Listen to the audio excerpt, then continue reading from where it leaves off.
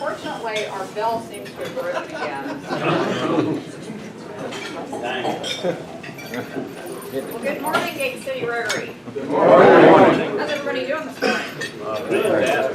Yeah, it's great to have such a full house. You know, some unfortunate people had to actually sit up here in the front. So, it's just like church, it fills up from the back to the front. So.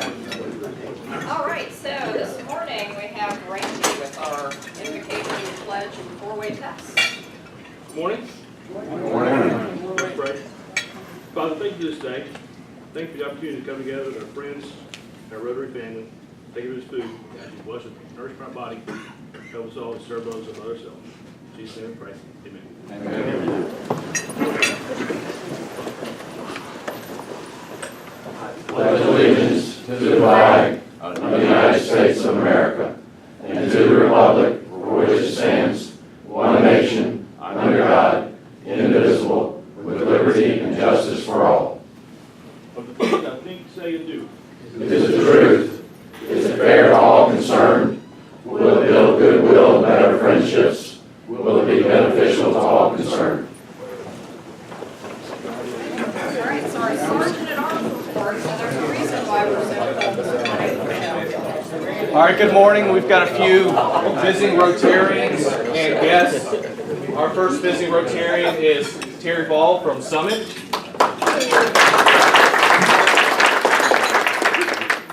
We have Mike Troxler from Guilford. Joe Johnson from Greensboro. And Bob Newton from Greensboro.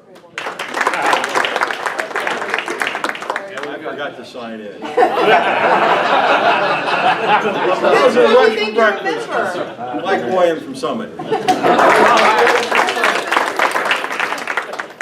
Our first guest needs no introduction, Julie Fernando. And Blake Hunt, would you like to introduce your guest? This is Mary Haybrock. More people probably know Mary than don't. Mary is with REMAX, and we'll tell everybody a little bit about yourself. I'm Mary Haybrock. Thank you for having me, Blake. I am a REMAX agent. My husband used to be a member of this club, and he always enjoyed it. Things took him aside. So Blake invited me to come back, and I know a lot of you folks, and I thank you for letting me come visit.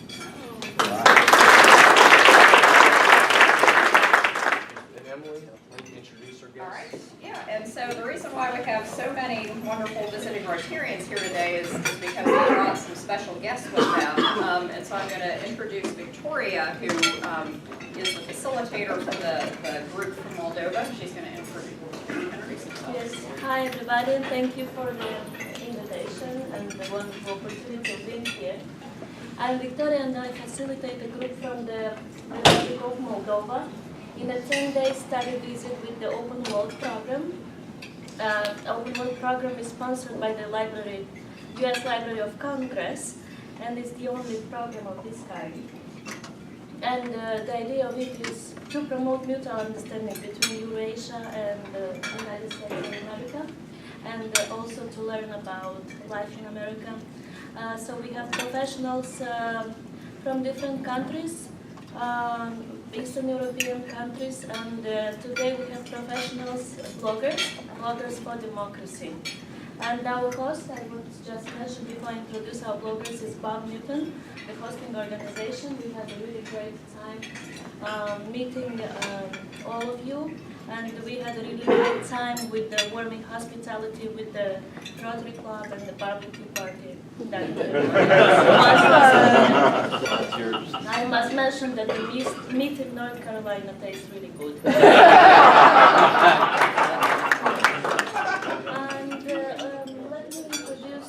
Our guests, they will probably stand up on their own and introduce themselves. So we have Corneliu here, Corneliu Ganda. He is a blogger, but he's also a lawyer. We have Irina. Say some words.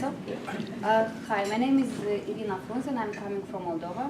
We're the 5 happy people and lucky people to come here to Greensboro visiting you. Thank you so much for hosting us so good. And about the meat, it was really good.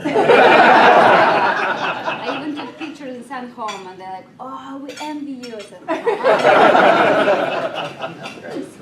My main activities, I represent 2 NGOs in Moldova. Both of them are taking main spot on young people and social media marketing. One of them is Media Point, and we teach young people how to create a blog, their own website, a Facebook page, how to make society's website. Like they do that in the village where they live, they do a website and they monitor that, put a lot of information, and like entertaining everything there. So additional to that, I'm the member of No Hate Speech Committee. It's an European action. It's in 42 countries, and the main goal of it is to help victims of cyberbullying and online discrimination to get over it and find some help and some and of course, I gain my living with something because I cannot do only volunteer work. So I represent a mobile operator company like AT&T or Verizon here that you have. It's called Netsa. It's part of a Swedish international group. And I'm a project manager in business startups of the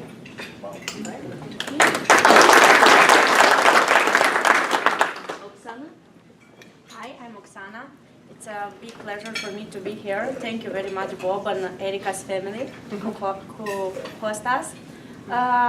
I'm journalist. I'm director at news web portal Moldova.org.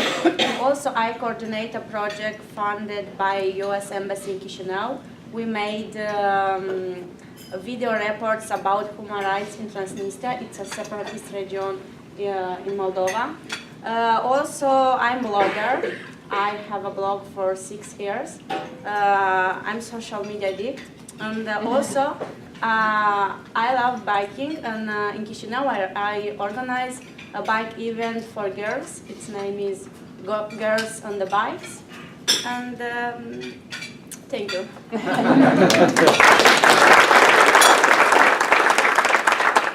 have Alina here.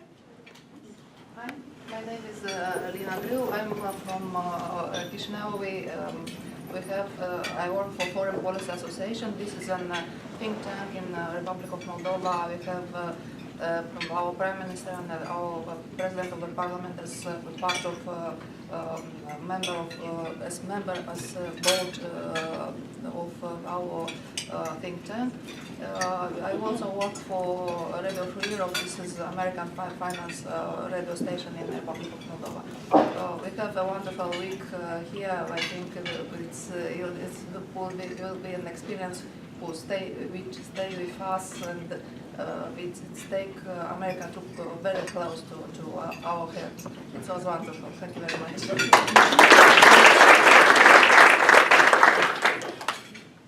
Good morning, everybody. My name is Tudor.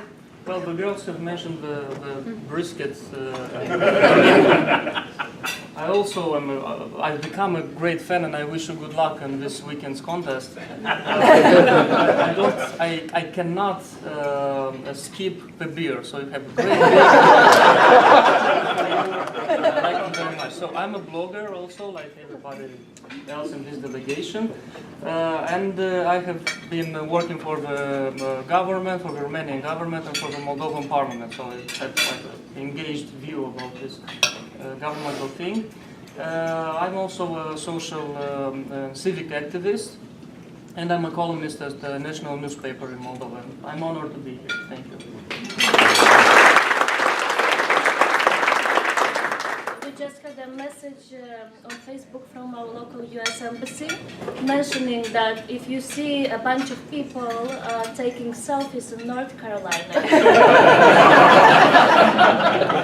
you should know that they are bloggers from Moldova.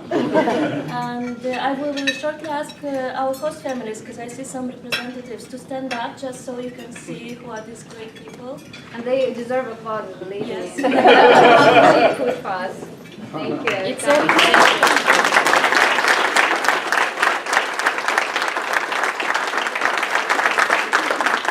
of course, Bob, who is here, and I will just give you opportunity to mention to you.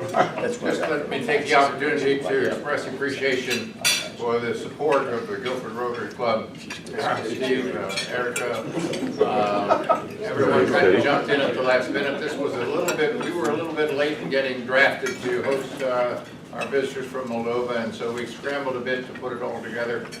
But with your help and the cooperation with the Greensboro, the Rotary Club of Greensboro, we made it work for them, we hope.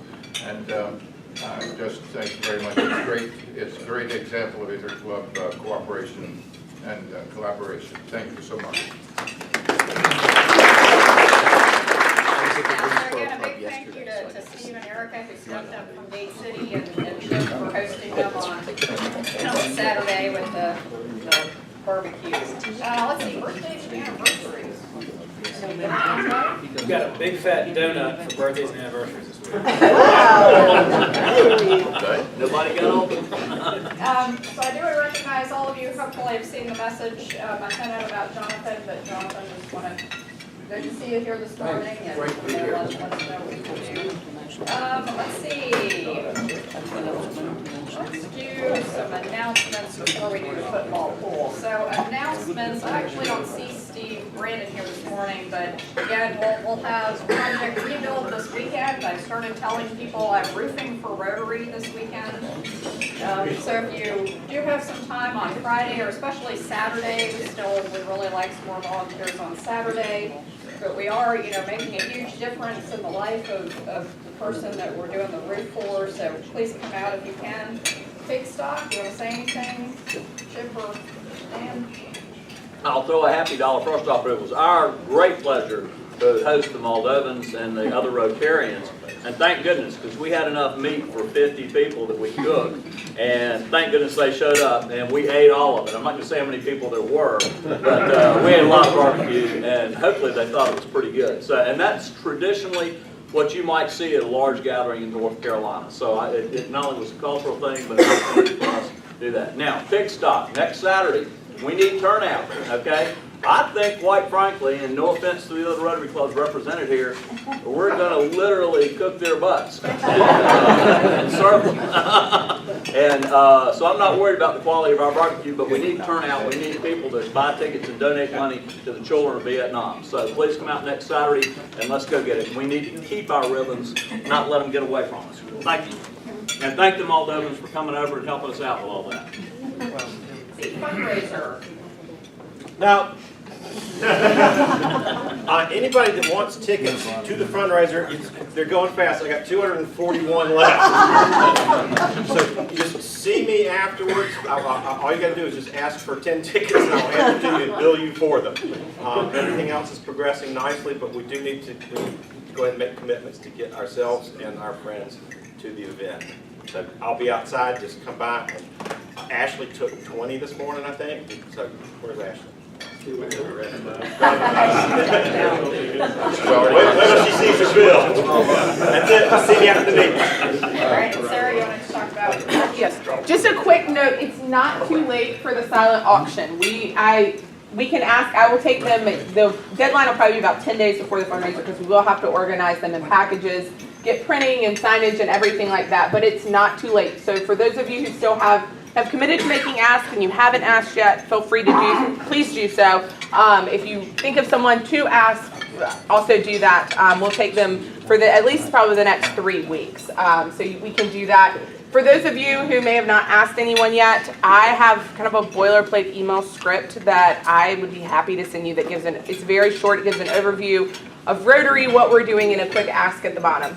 So if you have folks that you may have contacts with but don't know how to ask, if you want that, I'm happy to send it to you. It's pretty generic, but I've only been turned down twice, and one was from Best Way, or Bobby got turned down from Best Way because they already sponsored, and one other that already committed to another Rotary club. So people are super generous. All you have to do is ask, and it's much better coming from you if you know them than a cold call for us.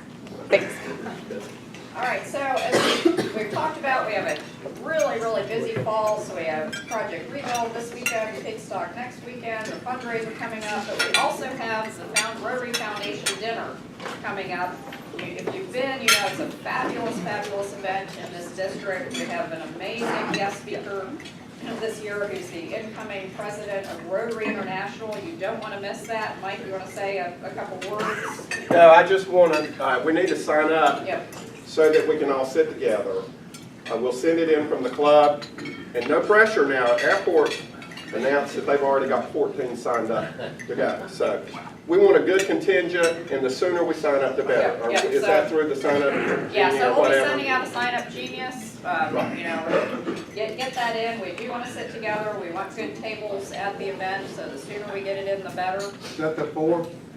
It's the 6th, November 6th. It's at Coury because we wanted a larger venue for John Germ, who is president nominee now of Rotary International and also head of the polio eradication committee for Rotary. So he's a great speaker, so we really want a great contingent there. Okay. And we know Kelly's going to put on a fabulous party Absolutely. for it. So. All right, so football, pool, and happy dollars. We are running a little late, so we'll see if we can run through them fairly quickly. So Walt, you want a football pool? I can do it in 4 seconds. That's right, easy. Boy, I think it was a lot easier for you guys when we had mascots instead of cities. The numbers are going down. They had 21 possibilities and the average was like 12 or something like that. It was a real run on the Zero Award. You guys are after that thing. Steve, Brandon, you're not here. You were close. And Guy, right down there with him. But with only 7 correct, Blake, congratulations. Wow. That's 33%. You got the most and I tell you, the winner though, it's a real story of redemption. This guy came to me a couple weeks ago and said, I've never done this. I'm going to fill it out. And dang if you didn't get the Zero Award. But today, the best dressed man in the room and the winner.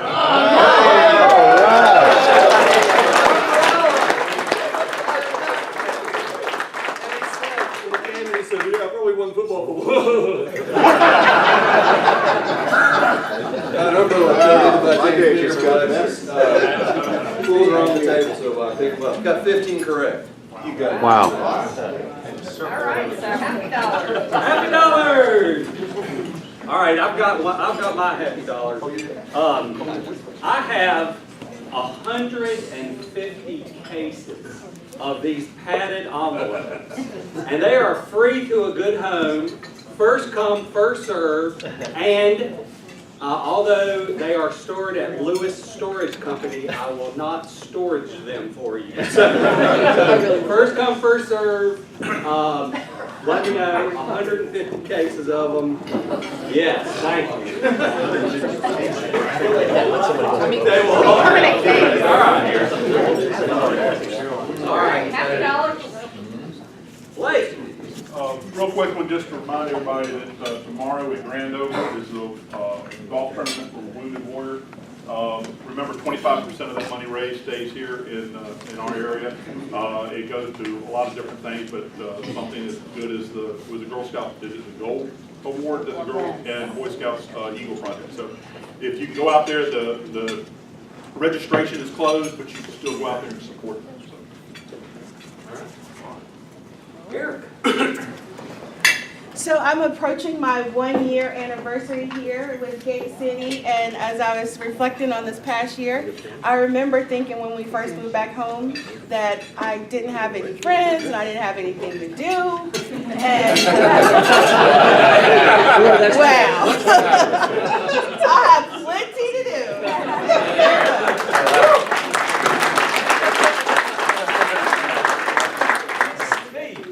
A couple happy dollars.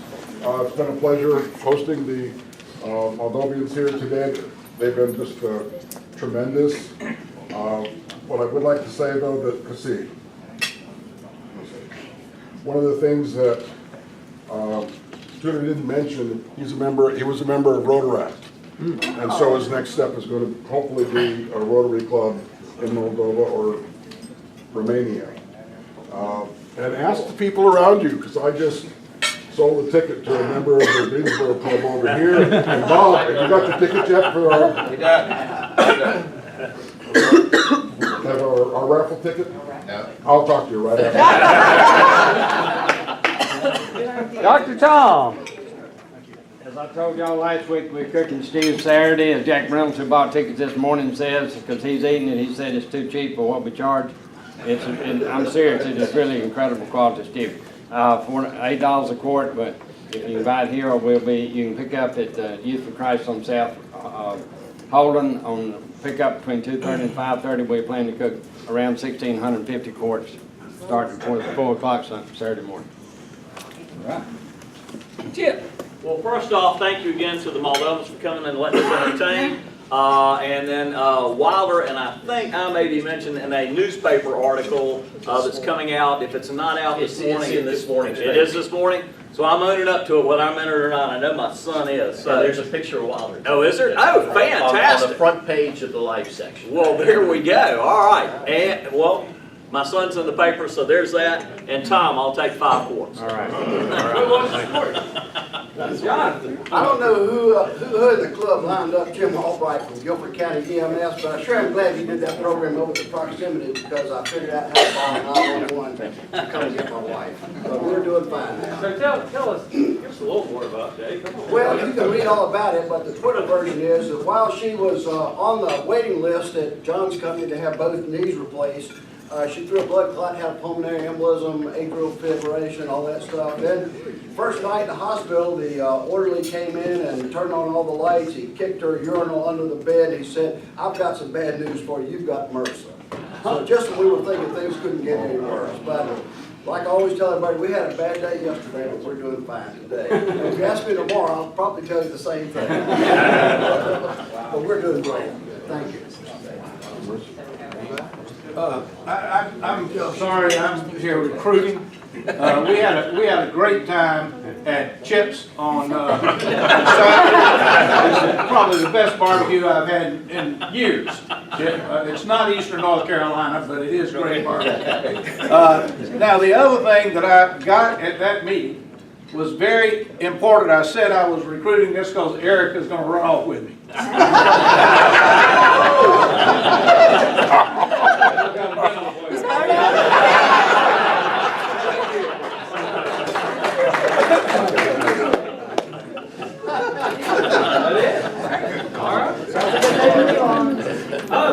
You want to explain that? No, I don't.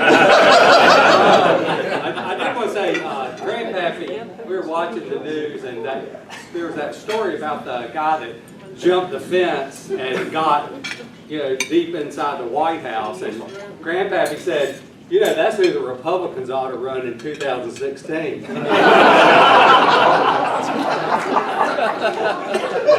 He got a lot closer to the Oval Office than the current president has.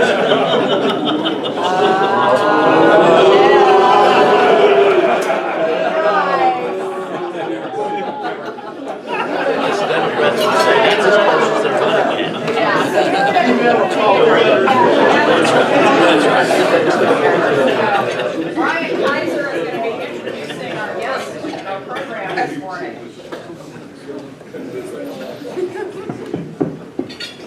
Well, good morning, everybody.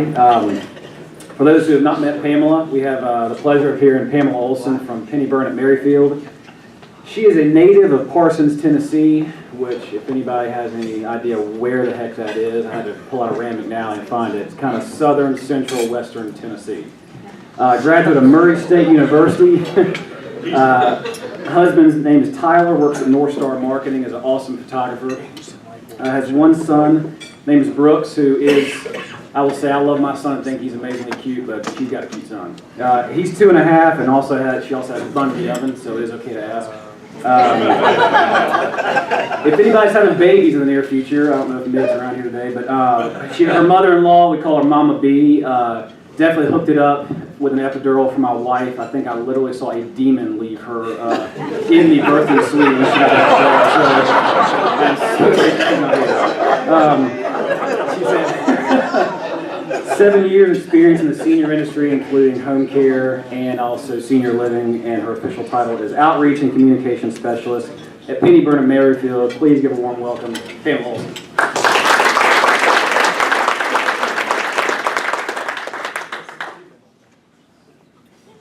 Thank you, Brian. have you ever had the nerves of knowing that a good friend is going to introduce you in front of over 60 people and having no idea what in the world he's going to say? And it was about as unpredictable as I expected. So thanks, Brian. I appreciate that. And the barbecue, being that obviously I do have a bun in the oven. Sounds like this barbecue was a really big hit, so I may have to look into that in the future. We have tickets available. I'll see you afterwards. Is that where you're selling by the port? No? That's a different one. Something else I can eat. Perfect. All right, well, it's great to be with you guys. Myself and a colleague, Kathy Jacobs, was with you a few years ago, and she talked about fitness and wellness, and I remember you all being such a fun group and so welcoming. So when I got the call to do a presentation for you all, I was very excited, even though it's at 7 a.m. and I live in Brown Summit and I do have a 2.5-year-old. I was very excited to be here. So this morning I'm going to talk about a concept that's happening in skilled nursing facilities. It's what we're calling a culture change.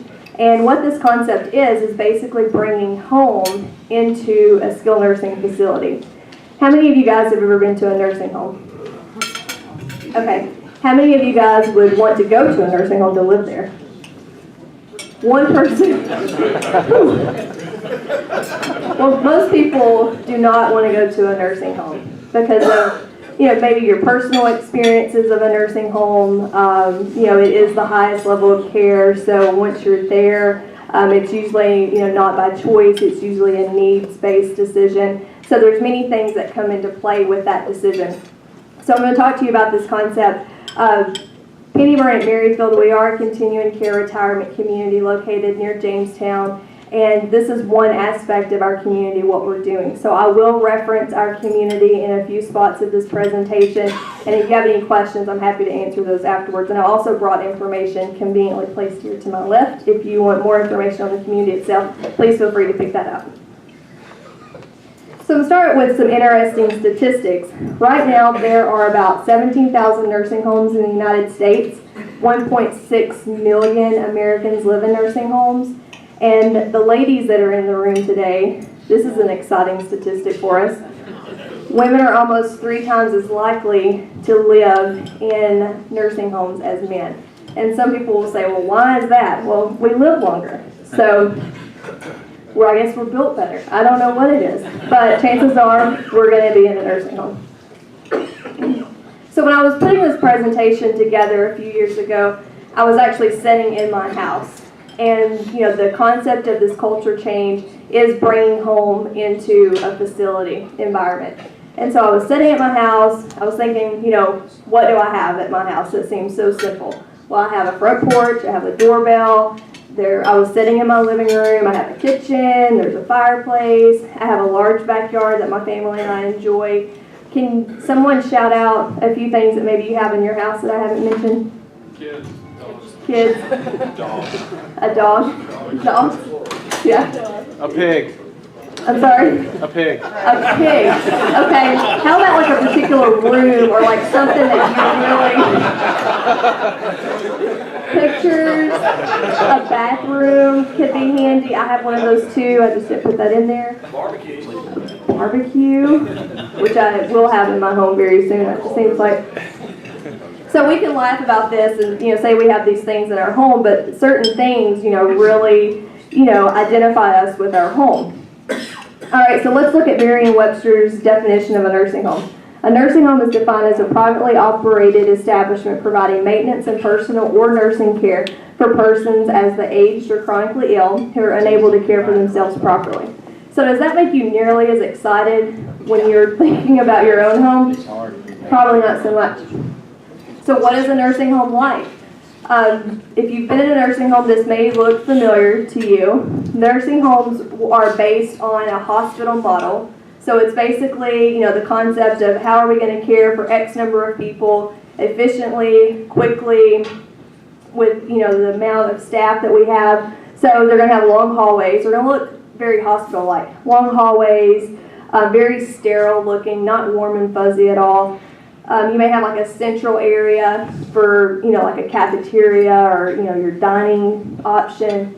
And then you're going to have these nice stations here where the nurses will, congregate and do their paperwork and everything like that. So those are 3 things that really identify a nursing home. Does anyone want to point out anything that maybe you've experienced when you visit a nursing home? Exactly the same. Yeah. So the Maryfield nursing home, how many of you guys have heard of the Maryfield nursing home? Yeah. Anyone visited the Maryfield nursing home prior to 2007? Yeah, okay. So it was your traditional nursing home. Great reputation. There was nothing necessarily wrong with the nursing home. It was built in 1965. The history behind that was in 1947. 5 sisters from a Catholic order out of England, the Poor Servants of the Mother of God, they dreamed of coming to the United States to start a healthcare mission. They wanted to start a hospital. They arrived in High Point, and High Point Regional was already up and running, and so they realized very quickly that their dreams of a hospital would not be able to be supported in the area. So they started a convalescent home, and that convalescent home began in 1947 in the Penny House, which is located at the intersection of Greensboro and Penny Road. They had 22 beds. They operated equivalently to maybe a rehab center, so people were being discharged from the hospital. They'd go into what they were referring to as Maryfield. They'd get them built back up, and then they would be sent home. Well, in 1965, because of the need was so great, they built the Maryfield nursing home. Had 125 beds. It was, your traditional institutional setting, and it was the medical model. But these sisters, they had a real commitment to quality and care, and based on that, they built an unbelievable reputation that really carries us through 67 years after. So our journey to the healthcare household began in 2002. We had the original floor plan, and it was your traditional nursing home model. 4 hallways, long hallways, surrounded by the central spaces, the dining room, the nurses' stations, activity room, main kitchen, everything, happened there for all of the residents. So we focused on the organizational structure and processes, but we wanted to retain as much as the existing floor plan as possible. Because like I said, there wasn't nothing necessarily wrong with what we were doing, but we were going through this expansion to add independent living and assisted living to the community, so we looked at this as an opportunity to make this area even better. So this is what other communities are doing. They're looking at, going more towards this home-like approach. So they go from the institutional setting into the home setting. So this is the original floor plan here. This is it today. So the 3 components of the household model, I'm going to reference an organization, Action Pact. They are an organization, they're a national organization. They advocate for communities to go towards this home-like model, this household model.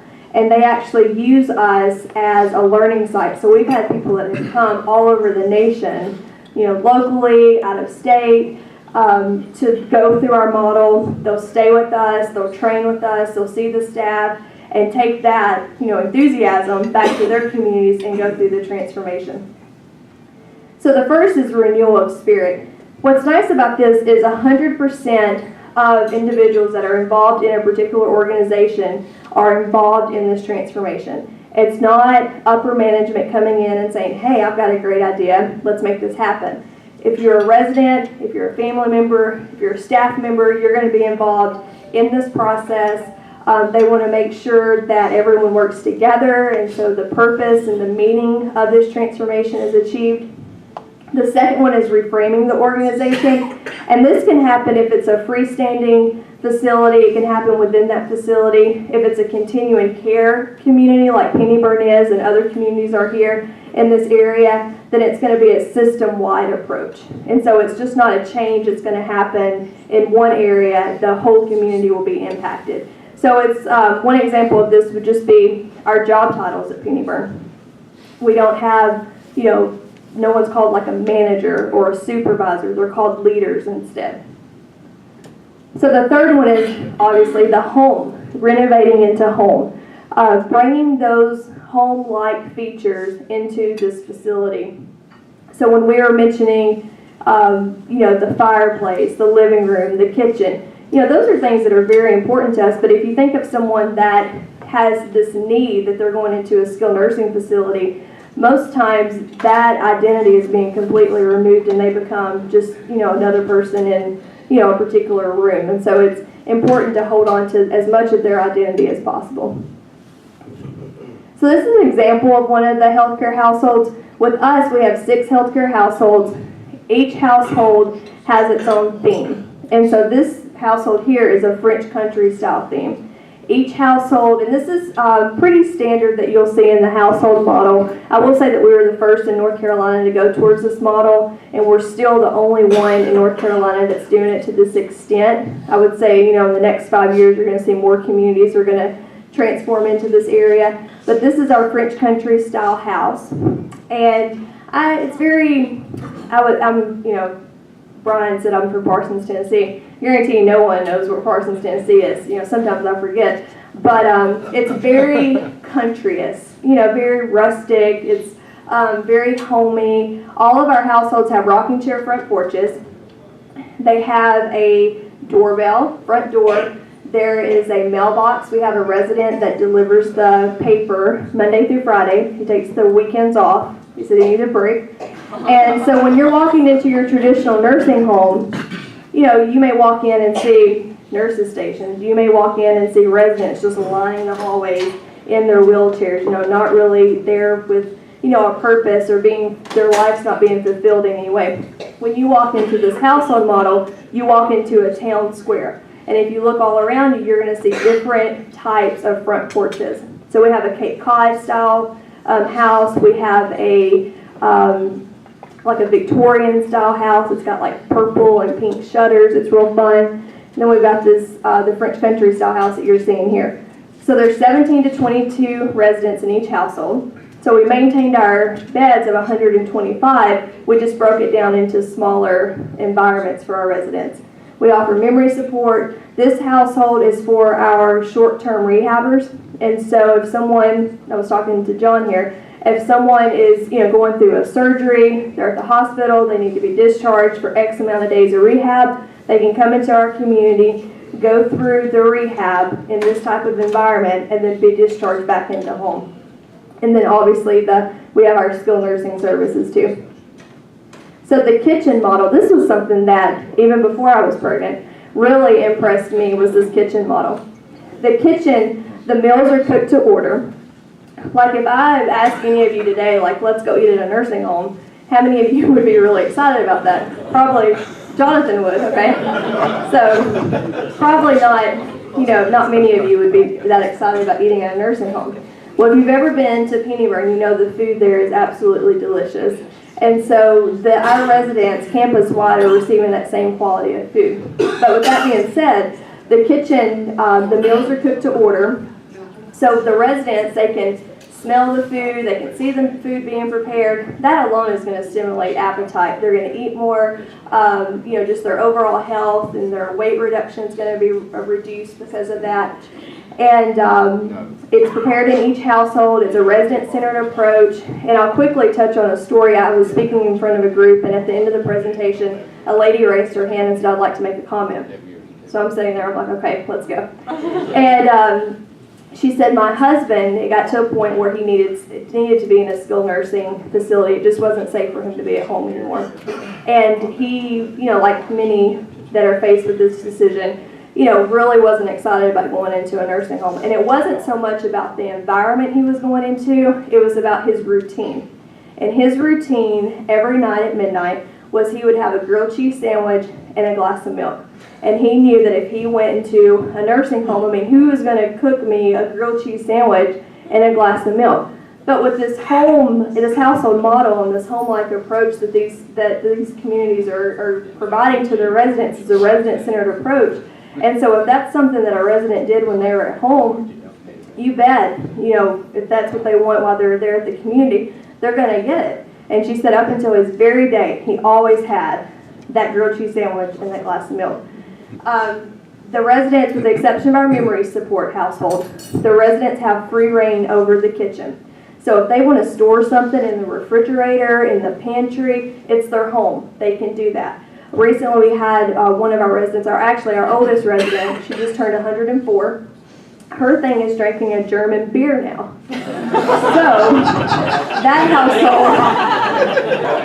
that household is a lot of fun because they have German beer in their refrigerator. And her son was saying, you came up and wanted to drink this German beer, and he looked everywhere for it, and finally found it, and so they keep it stocked in her particular household.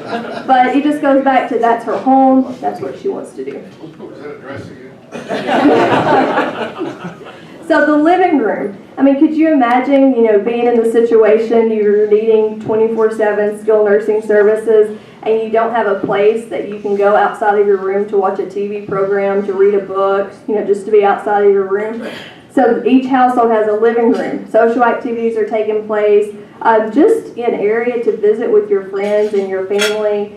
Residents will get together and read a book, do a program, do a wellness activity. Outdoor space, I mentioned, my backyard is, I like being outside. And, it's another thing with, your traditional nursing home. If someone's going outside, chances are they're, going out to maybe just like the front entrance area, and that's it. Each one of these households has its own private courtyard, and it's gated for security. They each have a grill, and so like 2 days ago, one of our memory support household was having like a family and friends cookout. And that was something that was very particular to their household. And that's another thing that's nice. The residents and staff are particular to each household. So the staff is consistent. It creates that family environment. And just overall, they really get to know the residents and know their likes and dislikes, which is huge. The town square is an area for the residents to come together with all of the households. So we'll do baseball games, fashion shows. We've got a large screen, and so they may watch a particular movie. We'll have a devotion time in this area as well. Some of the benefits of the healthcare households, and this would be, these are obviously based on Pennybyrn, but this is safe to say that anyone that's going through this model is going to experience, at least one of these for sure. We're deficiency free, so we have great survey results. Strong quality of measures, no restraints, which that's another stereotype with nursing homes.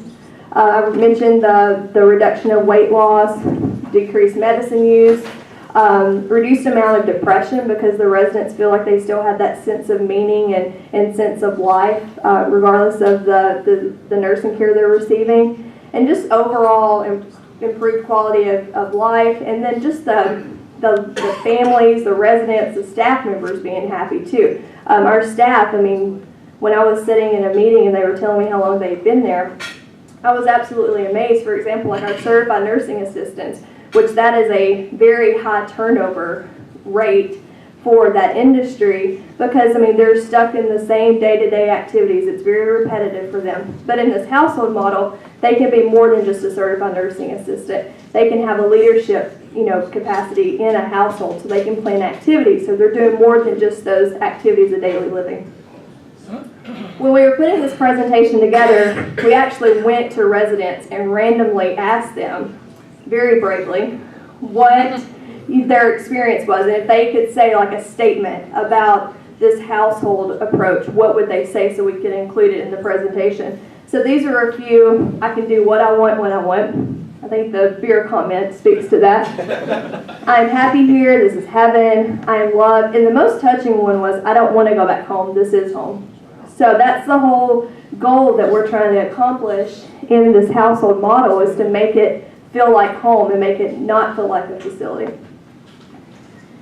So that is a pretty quick rundown on the household model and what we're doing at Pennybyrn, and just as an industry in general, what these facilities are going to be going towards in the future. So like I said, I've got information here to the left, and I'm happy to answer any questions that you may have at this time. Yes, sir. Who's your youngest resident, full-time resident? Our youngest resident, well, I'm in my 20s. No, I'm just kidding. I don't know. Sometimes I'm kidding. But with us, it's age-restricted community, so you have to be at least 62 years or older. But if your spouse, don't give up yet. If your spouse is 62, like our youngest resident, she's 56, because her husband's 62. So that kind of gives you an idea. And our oldest resident's 104. So if you get there, you'll just love it. So what time does the beer and grilled cheese start? Whatever they want, it's their home. So, and like I said, I touched on just our skilled nursing approach. I mean, we have our independent living community, we have our assisted living community, but our skilled nursing is really what sets us apart, aside from the history of the community too. Yes? How many people live in a home? In one of the households, we have 17 to 22 in each. We have 6 of those. And yes. I'm sorry. Go ahead. Well, as far as I know, I've ran across some communities that have the physicians come in to see them. Is yours set up that way, or do they have to leave the campus at any time to go to their doctor's appointments or shopping or whatever? Yeah, no, Dr. Powell is our medical director, and so he does on-site visits for our residents. But our residents aren't necessarily, he's the attending physician, but our residents aren't necessarily required to see him. I mean, he would be there for like an emergency for them or something like that. Right. But they can still see their own physicians. We'll do transportation for that. And we do transportation for our residents to go on trips, like farmer's market, different shopping trips. The lady actually that turned 104, Rob, who is part of our rehab team, he loves like a particular type of potato chips, and she knows that, and so she'll purposely go on the shopping trips just to buy Rob potato chips. So, fun fact. Yes, sir. I just wanted to give a comment about Pennybyrn. My mother is there now at the French country, recovering from a shoulder replacement surgery, and it is awesome, and she's so excited to be there.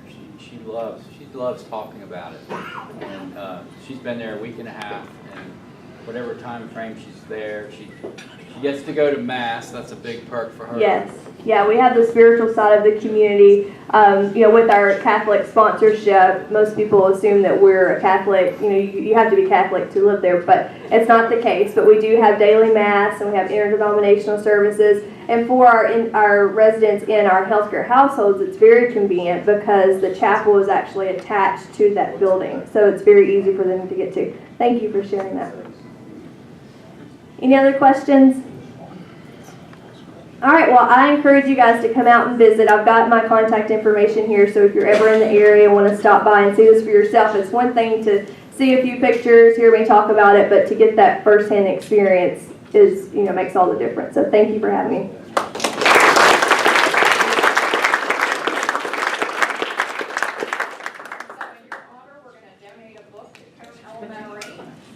And since, it's the football time of year, it's the Bears Boys. Okay, all right, great, thank you. All right, well, hope to see many of you at Project Rebuild tomorrow. And we got pig stock tickets to buy, we got fundraiser tickets to buy, we got raffle tickets to sell. And let's see, do we have our raffle? All right, just want to get Victoria to pull up there. Emily, before Yes. you ring the bell, Sure. my guest has something for you. Oh, okay. Our guest. Our guest.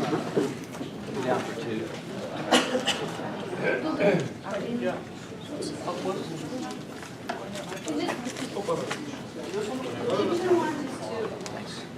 Be here and leave so you get us. So, but I think I'm loud enough. Okay. I have eat a very good breakfast somewhere. I have seen that everyone in U.S. really loves flags. Actually, in Moldova we do, but we don't have them out. I'm not sure why, but it's a good thing. I will think about that and maybe I'll do that in my face. So that's something that I want to left here. It's our Moldavian flag. It's no big deal, but anytime you will miss us, just wave it.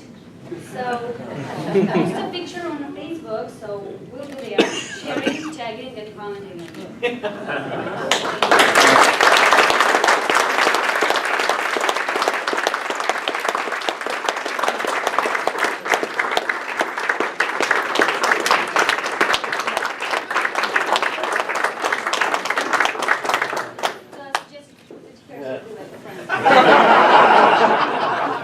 All right, thank you very much. All right, so you want to read the last 3 numbers of the ticket there? It is 275. Woo-hoo, right here. Wonderful day. Thank you.